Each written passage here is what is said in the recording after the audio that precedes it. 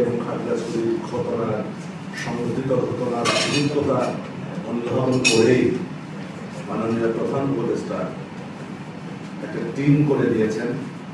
সেই টিমের মধ্যে বাংলাদেশের নির্বাহী বিভাগ, বিচার বিভাগ ছাড়া যতগুলো বিভাগ আছে সেই বিভাগের আওতাধীন বড় বড় কর্তা ব্যক্তিরা প্রাণ আমাকে এসেছিলেন। যদিবা এই সরকার একটি অরাজনৈতিক সরকার, তবে রাঙ্গামাটি জেলা কমিটির সভাপতি সাহেব বিএনপি তিনি যে কথা বলেছেন, আমাদের সন্তানরা দেশ মাতৃকার অকুতোভয় সাহস রেখে আত্মবলিদানের ভীত না হয়ে তারা আমাদের জন্য এই ধরনের একটি পরিবেশ করে দিয়েছে। ব্যক্তিগতভাবে আওয়ামী লীগের আমলে আমি নিজেই 15টা মামলার আসামি। যদি কোনো কারণে এই যে সরকার পতন না হতো, আমাদের ঢাকা ঘরও কিন্তু আমরা ঢাকায় থাকতে পারতাম না। কারণ আমার ছেলে নিজের সমন্বয়ক ঢাকা বিশ্ববিদ্যালয়ে, আমার মেয়েও এই আন্দোলনে ছিলেন। তো বিকাল হলে পরে রাতে তারা আসতো, 10-12 জন সমন্বয়ক সার্জিস হাসনাত তারা রাতে আসতো। আবার কখন যে চলে যায় তারা কিন্তু বলে যায় 3-4 চলে যায়। 4 তারিখে আমার ছেলে আহত হলো, গুলিবিদ্ধ হলো, এর আগেও গুলিবিদ্ধ হয়েছে। গুলিবিদ্ধ হওয়ার পরে রাতে আপনার পিনাকি ভট্টাচার্য একটা পোস্ট দিল, ঢাকা শহর বাংলাদেশে কারো মোবাইল নাই, মোবাইল নেটওয়ার্ক নাই। ফ্রান্স থেকে একটা পোস্ট দিল, যে ছেলে হাসি মুখে গুলি খেয়েও আন্দোলন করতে পারে, এই আন্দোলনকে কেউ থামাতে পারবে না। এটা আমি পেয়েছি 3 দিন পরে। পিনাকি যদিও বা আমরা ছাত্র আন্দোলনে একসাথে ছিলাম, যার যে কথাটাই বলতে চাচ্ছি, ফরাসি বিপ্লব বলেন, বাংলাদেশের 71 মহান স্বাধীনতা যুদ্ধ বলেন, আর এই যে 5ই আগস্টকে আমাদের ছাত্ররা এটাকে দ্বিতীয় স্বাধীনতা হিসাবে উল্লেখ করেছে। আসলে এখন গতকাল উপদেষ্টা মহোদয়গণ গতকাল এসেছিলেন, তারা বলেছেন তারা দায়িত্ব নিয়ে এসছেন, তারা ক্ষমতা নেননি। প্রজাতন্ত্রের যারা কর্মকর্তা আছেন, কর্মচারী আছেন, আমরা সকলে এই মাটির সন্তান, এই বাংলাদেশের সন্তান। আমরা এই যে ছাত্ররা যেটা পরিবর্তন করে এনেছে, আমরা গার্জেনরাও সহযোগিতা করেছি। সর্বশেষ যে সেনাবাহিনীকে নিয়ে, যে প্রশাসনকে নিয়ে বাংলাদেশের নানান ধরনের অবৈধ চলছিল, সেই প্রশাসনের মধ্যে অন্যতম নেতৃত্ব দিয়েছে বাংলাদেশ সেনাবাহিনী। আসলে বাংলাদেশ সেনাবাহিনী তাদের যে যোগ্যতা, তাদের যে দেশপ্রেম বাংলাদেশের ক্ষেত্রে, সেটা কিন্তু শুধুমাত্র বাংলাদেশে নয়, আন্তর্জাতিক দরবারেও সেটা সমাদৃত হয়েছে।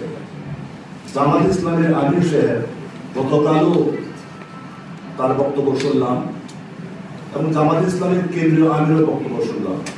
আসলে পরিবর্তন যদি নিজ থেকে না হয়, তাহলে দুনিয়ার যে পরিবর্তন হয়, আপনি চাইলেও পরিবর্তন হয়েছে, না চাইলেও পরিবর্তন হয়েছে। আমরা যারা এখানে যারা আছি, আমাদেরকে কিন্তু ইতিবাচক পরিবর্তন হতে হবে। গত 15 বছরে আমাদের সকলের মধ্যে একটা ট্রমা ছিল, ট্রমাদেশ আমরা ছিলাম। আজকে পুলিশ ভাইয়ের এসপি আছেন, ওনারও নানান ধরনের চিন্তার মধ্যে আছেন।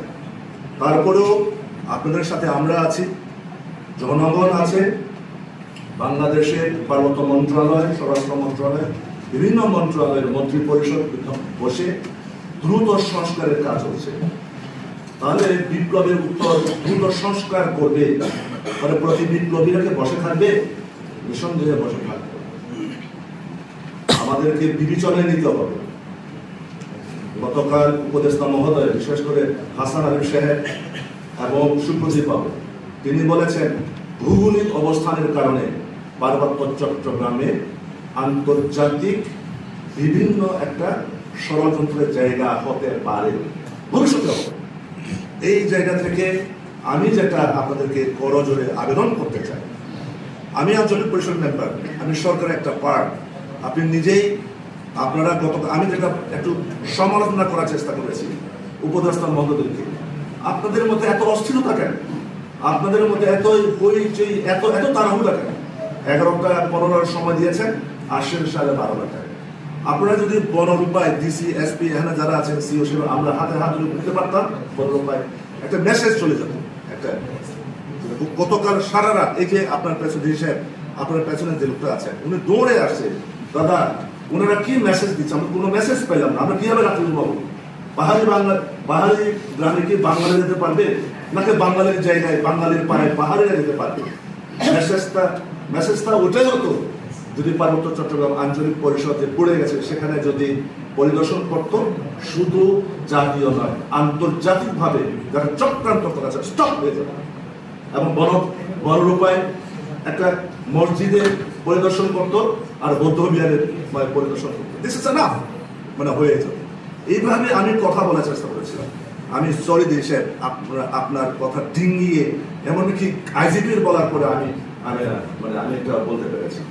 আমাদের সকলের মনে রাখা দরকার, বিপ্লব লাল গোলাপের বিছানো পথ নয়।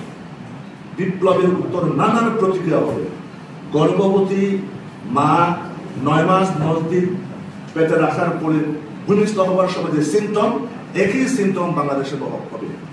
একটা সোজা কথা না তো, সংবিধান সংস্কার কথা বলছে, ডিজিএফআই সংস্কার কথা বলছে, আবার এখানে এনএসআই সংস্কার কথা বলছে, ওখানে পুলিশ রিফর্মের কথা বলছে, এবং সেখানে রাষ্ট্র সংস্কারের কথা বলছে।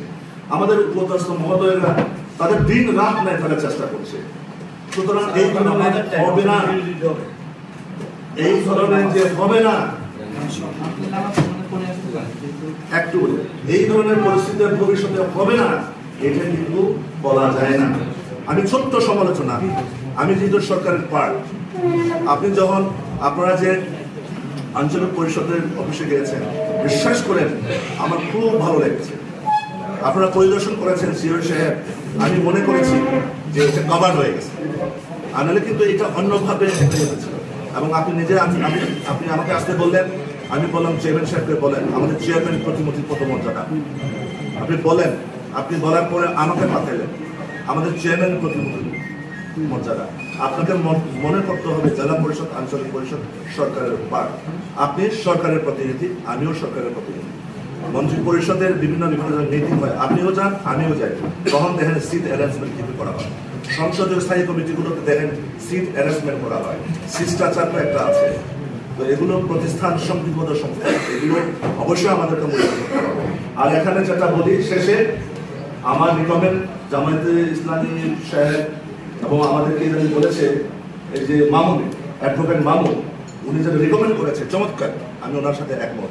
4টা জায়গায় আমাদেরকে যদি আমরা সেখানে মত বিনিময়ও করি, হ্যাঁ আপনারা গেছেন, আপনাদের সাথে এখানে লোক আছে গেল, আর যে শান্তি মিছিল বলছেন সম্প্রীতি মিছিল, সেটা যদি করতে হয় আরো কতগুলো লোককে এখানে এনগেজ করে, আমাদের রাজাবাবু আছেন, একটা প্রতিষ্ঠান যেমন এখানে জেলা পরিষদের যদিও ভালো নাই, জেলা পরিষদের তো প্রতিনিধি আছে, আঞ্চলিক পরিষদ আছে, আমরা বেশি না, সবাই হাত ধরে দাঁড়াবো, এই মেসেজটা কিন্তু ভালো চলে যাবে। আর একটা কথা, এখানে যেগুলো হয়ে গেছে আমরা মনে হয় একটু বাঙালি বলে পাহাড়ি বলে আমরা মনে হয় একটু অধৈর্য জাতি, অস্থির জাতি।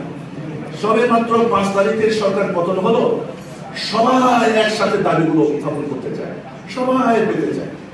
উপদেষ্টা মহোদয় প্রধান উপদেষ্টা উনি বক্তব্য দিয়েছেন, আপনারা যদি আমাকে বলতে চান, আমার কাছে দাবিগুলো দিতে চান, ডিসিশনের মাধ্যমে আমার কাছে পাঠান না, এ করবে না।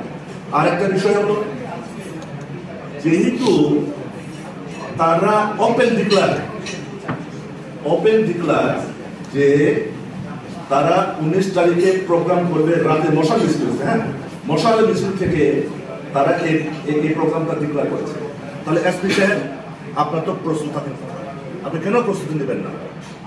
আমি যখন রেস্ট হাউস থেকে দেখলাম, আমি লুঙ্গি পরে দেখলাম যে ছেলেরা হঠাৎ করে প্রচুর ছেলেমেয়ে মিছিল করে যাচ্ছে, সামনেও পুলিশ নাই, সামনে কোনো নিরাপত্তা বাহিনী নাই, পেছনে 2টো গাড়ি আছে, গাড়ির মধ্যে 2-3 জন সেপাই, সামনে এসআই, 2টো গাড়ি মাত্র, এবং আপনার মিছিল থেকে তাও অনেক দূরে। তো এইটা যে কোনো মিছিল প্রশাসনের কাছে অনুমতি কথা বলবো না, প্রশাসনের নলেজে দিয়ে করতে হবে। প্রশাসনে নলেজে ছাড়া কোনো মিছিল হলে সাথে সাথে আপনি স্টপ করে দেবেন, হোক প্রশাসনের সাথে মারামারি। কিন্তু এখন প্রশাসনের সাথে মারামারি না হয়ে কিছু হলে পাহাড়ি বাংলা, কিছু হলে বাংলা পাবো। আমার ভালো লেগেছে গতকাল হাসান আলী সাহেব বাইতুল মোকাররমে যখন জুতা মারামারি হলো, সেখানে তো দাঙ্গা হলো না, সেখানে কাকে দোষ দিবে? ঢাকা শহরে যখন লক্ষ লক্ষ ছাত্র জনতায় নামলো মানে স্বৈরাচারী সরকারের বিরুদ্ধে, সেখানে তো দাঙ্গা হয়নি। আরে ভাই, বান্দরবনে একটা মানে রাঙামাটিতে, বান্দরবনে খাগড়াছড়িতে একটা গরু মারা গেলেও মানে দাঙ্গা হবে।